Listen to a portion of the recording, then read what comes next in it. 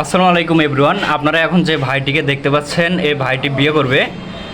তো ভাইয়ের জন্য একটা পাত্রী চাই। তো ভাইয়ের মুখে শুনবো ভাই হচ্ছে কত টাকা ইনকাম করে, কি কাজ করেন, কী রকম মেয়ে চাচ্ছেন। তো ভাইয়ের মুখে শুনবো। ভাই আসসালামু আলাইকুম। ওয়ালাইকুম আসসালাম। কেমন আছেন আপনি? আমি ভালো আছি। তো আপনি যে বিয়ে করবেন, তো বিয়ের জন্য পাত্রী খুঁজতেছেন, তো কেমন মেয়ে চাচ্ছেন আর কি?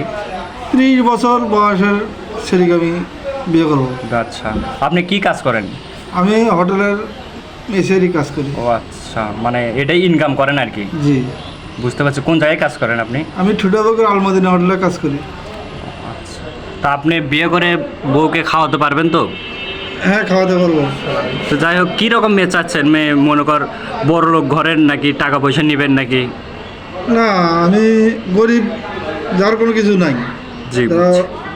খুব অভাব যাদের, আমি গরিব ঘরে বিয়ে করবো। জি বুঝছি, মানে টাকা পয়সার কোনো আপনার লোভ নাই আর কি, মানে ভালো মেয়ে চাচ্ছেন আর কি। টাকা পয়সার কোনো প্রয়োজনই নেই আমার। জি বুঝতে পারছি আপনার কথা। তো দর্শক যারা ভিডিওটা দেখবেন অবশ্যই ভিডিওটি শেয়ার করবেন।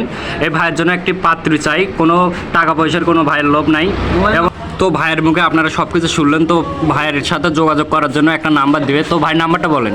017 হুম 3 হুম 50 হুম 302। হুম।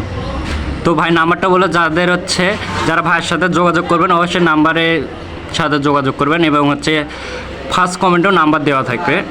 সবাই ভিডিওটা শেয়ার করবেন। ধন্যবাদ।